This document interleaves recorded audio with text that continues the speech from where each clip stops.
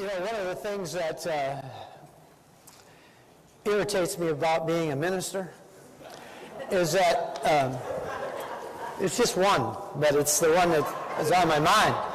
You know, after 30 years, you know, towards the end, I decided I didn't want to come up with Sunday lesson title talks, because I never know what I want to talk about anyway, but it seems like everybody always wants to know.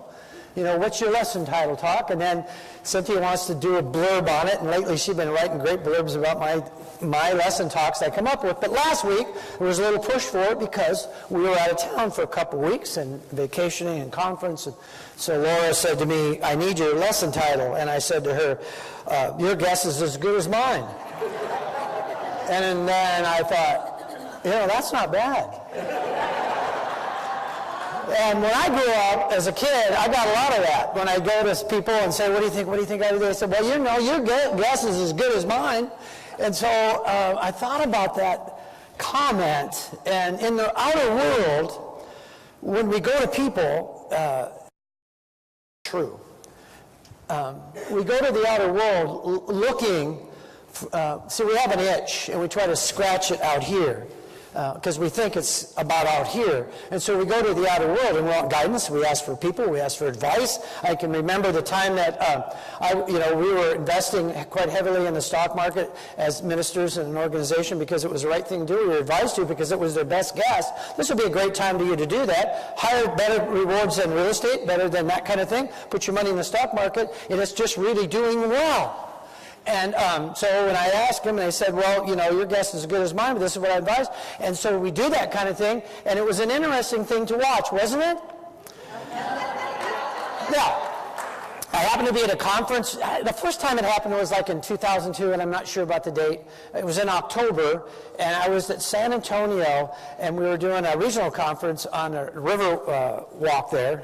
And it was just a wonderful place. If you've ever been to San Antonio, if you got a couple extra days off, you can go there. You don't need a car. It's got everything. It's got a mall at one end of the river, and it's got shops and entertainment, and we had so much fun. And we were in the lobby when we heard the announcement that things had taken a kind of a dive. And the guy that advises us, who's a union minister, I won't mention his name, local unity minister, won't mention his name. Anyway, so, you know, I would ask you, say, well, let's do this, and we did that, and we were kind of on a, remember how it was going, and we were doing really well. And I was in the lobby with him, and we were watching that TV screen, and as his knees began to buckle, and he's getting this, he's about an inch away from retirement, and I watched him I thought I kind of held him, and I said, you okay? Yeah, I'm good. I thought I was going to have to do mouth to mouth, because this was like watching, you know, everything just go away. And many of us got hit pretty hard, and we know. But it's that outer thing, you know, your guess is as good as mine when it comes to that, you know, on that outer level. But if we can learn to turn to the Spirit, because everything that God is in us, like the song says. Everything that God is. You know, before we were born, we were. We were in the beginning and always will be, and I become really conscious of that just, I believe it was yesterday. I was sitting in the back seat, wedged between my two grandchildren. There ain't no better life than that. And one's 3.5, talking like that. Can't get a word in. Right? My daughter here. That's my daughter Rachel and her husband Jared sitting right there. Just wave at them. So sitting in the back seat, and she's doing this. And Micah is a little quieter because he was born January 7th, so 6.5 months or something old. And I was looking at him, and I've said this to my daughter. I said, you know, I've seen pictures of me when I was little. The color of the hair, the lip, the concerned look in his face. And I said, he looks just like me when I was a baby at that age. And then I was just staring at him, watching him. And it was like looking at myself, flashback, like looking at myself when I was 6 months old. And I realized he wasn't real clear on how to work the body yet. You know, trying to find things and mix that one, and he's up on his belly and can't quite get that. But I was just so attuned that he knows who he is from a spiritual identity. And he's so concerned, and we're so concerned making sure he learns how to walk and talk and invest properly when he gets older and get the right job. And, you know, and I hope he comes to me one day and says, what do you think I do? I said, your guess is as good as mine. But if you turn to Spirit, you'll get the right guidance that you're looking for. But it was like talking to myself, and I was looking at him thinking, you know, when I was 6 months old, trying to figure out how to be in this earth thing, I would have never said to myself, gee, when I grow up, I want to one day lose my job. Have you ever lost your job? You know, I want to one day lose a relationship. I want to one day, you know, lose my parents. I'm going to one day become an alcoholic. I would have not wanted that for myself, and I wouldn't have been holding that thought for myself when I was 6 months old. You get that? And so the idea is that we want to teach our children that we are on a physical plane. We are spiritual beings in a human condition. We all chose to be here. We all at some level had a calling to come to this kind of crazy planet. It's kind of crazy at times. Why we didn't go somewhere else, only you know. There's so many places you could have gone, and we all come here. Our soul needed to be here. Spirit of God wanted us to be here. There's something for us to do. When the good happens, it's so easy to say, there's the Spirit of God. And we thank God for the many blessings when the cash is flowing and the houses are right and the car starts in the morning and then you drive that. Even new cars now, you can't trust them. You sure can't trust a new television. Trust me on that. They automatically sell you a what? A 4-year warranty. In the old days, when you had a tube television, they'd last for as long as you wanted them to run. And my dad would send me up to the gas station or the hardware store to the tube tester. Remember? Those babies would run as long. They don't make it like that anymore. You see? So everything out there disappears. Paul the Apostle said, what is real is the unseen in life. And so this little grandson of mine knows what's real. And he's trying to figure out how to bring the real into the human condition. For you and for me, our job is to make sure he doesn't forget who he is. This was the job of Jesus Christ. Our beloved way-shower, our master teacher, was to bring us back into the truth of who we are, and then bring that awareness into the world. It's not I, but the Father who dwells within me, who does this work. Everything that God is inside of me. Feel that? Yes. Thank you. Everything that God is inside of me. But what about this, when I wish upon a star? You know, I thought about that song. It was a Disney movie. Remember, it was in, what was the movie? Pinocchio, perhaps? That's right. And so Eliza looked it up for me because I thought, well, it must have been first delivered in the 50s because that's when I heard it. So the movie was really 1940. Get out. And it was that song was an Academy Award winner song, right, in 1940. So in 1940, they've been singing, when you wish upon a star, makes no difference who you are. And they say, no, I'm believing all that. Yeah. But I'm believing all that. You know, and so I'm thinking to myself, I've got to be wishing upon the wrong star. So I spend my whole life looking, and I'll go to that one and wish upon, not that one, and try to remember, did I do that one yesterday, or would it be that one? Where in the heck's my star? Because it ain't happening for me. I watch it happen for other people. One of my best friends, Alan, he can't do anything wrong when it comes to money. I mean, he just lives it, breathes it. So you think, well, he's got to have a star. He's got his star figured out. Or God's speaking to him in his language. And so I'll try to do what Alan does. That doesn't work either. Because that's the way God speaks to Alan, not the way God speaks to me. So it's really important that you find that inner star. It's not out there. The itch that we have is coming from inside of us. And you can itch all day long, and you've already done that, bought the car and done all that stuff. And it's great to have a nice car. It's great to have a nice house. It's great to have healthy relationships, all that stuff. But it's really the Spirit of God within you that will guide you and direct you into a greater day, into a greater awareness of the truth of who you are.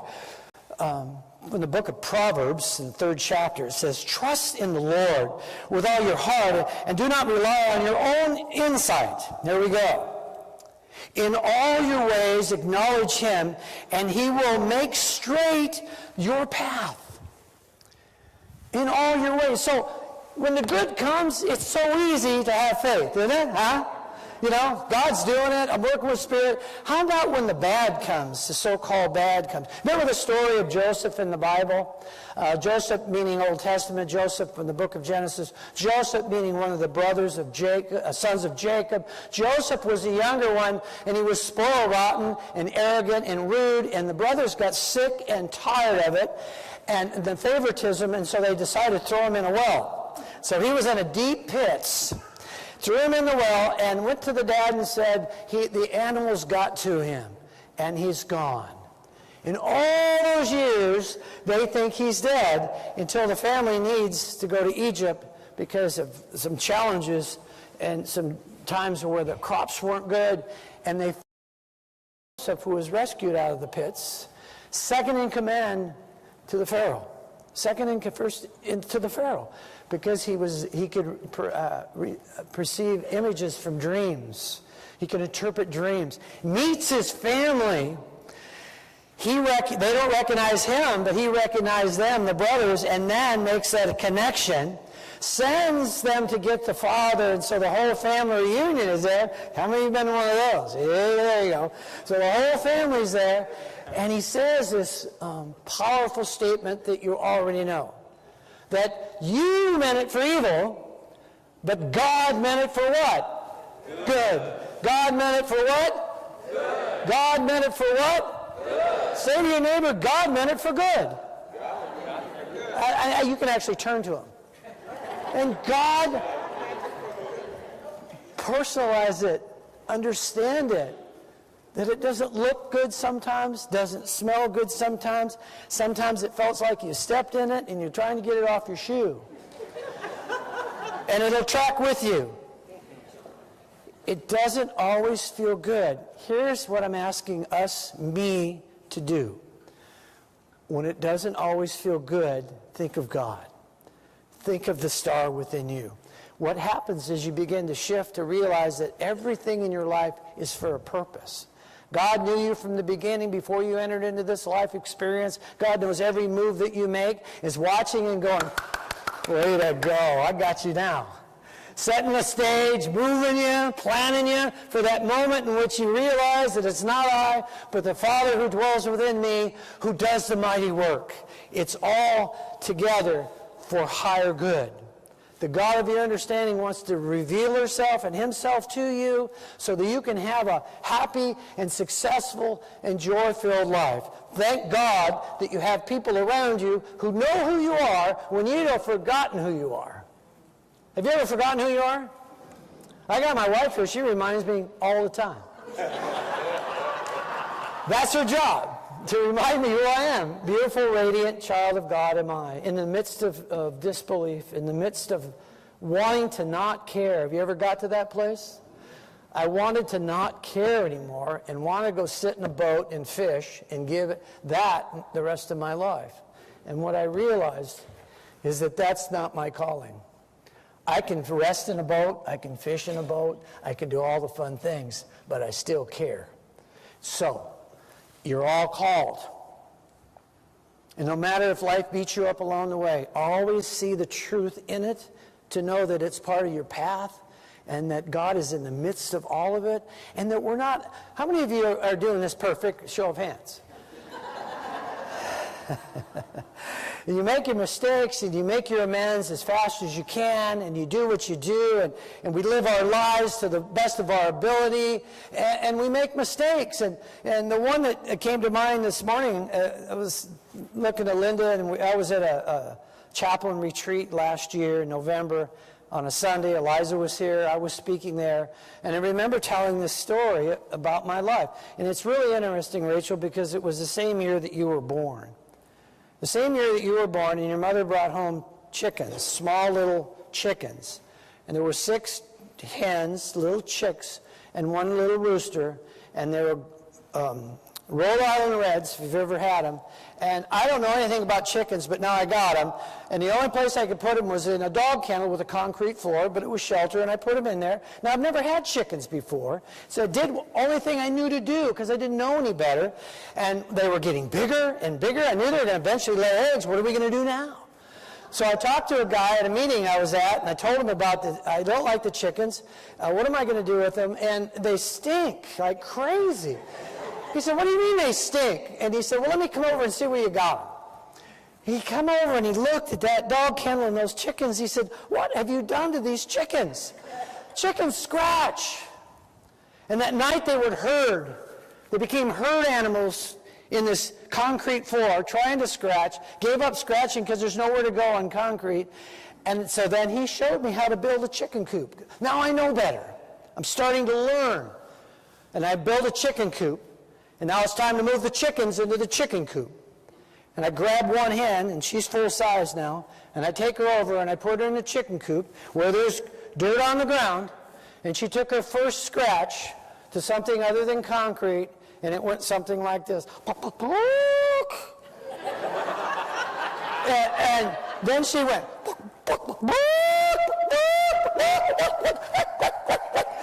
And I'm watching her go, and all the other chickens over here are they know something good's about to happen. And they're just going nuts. And I'm trying to get at them, and I finally get them one by one, and I drop them in, it gets louder and louder and louder. Swear to you, for 2 hours, it was party time in the chicken coop. And they were all like, and it's like, this is what chickens do. This is what they do, and I deprived them of their natural ability and their natural gifts. I didn't know any better. When you know better, you do what? You do better. So don't hold resentments against people, because if they're not doing so well, there's a good chance they don't know any better. I moved them all over, and I'll never forget that experience. Now at nighttime, I noticed they were all hurting. They didn't know how to perch. They were all still hurting. I get up out of the house, walk out the far side. You don't have any remembrance of this. And I put them up on the perch one by one. For about a week, I finally got one bird to stay up there overnight, and then from that point on, it got a little easier. Took about a month to get them all perched up and back into living a chicken's life, and they seemed to be pretty happy. And they laid lots of great eggs, and all was well for a while. Here's the deal. You're going to do the best you can. You will do the best you can possibly do in that given moment if you can remember to let Spirit run it. Let Spirit be it, oh my Lord. Let Spirit be it. This church will grow because you have good leadership. It will grow because you're developing a plan and a strategy, but it won't matter how big the church gets if it's not driven by the Holy Spirit. So the church,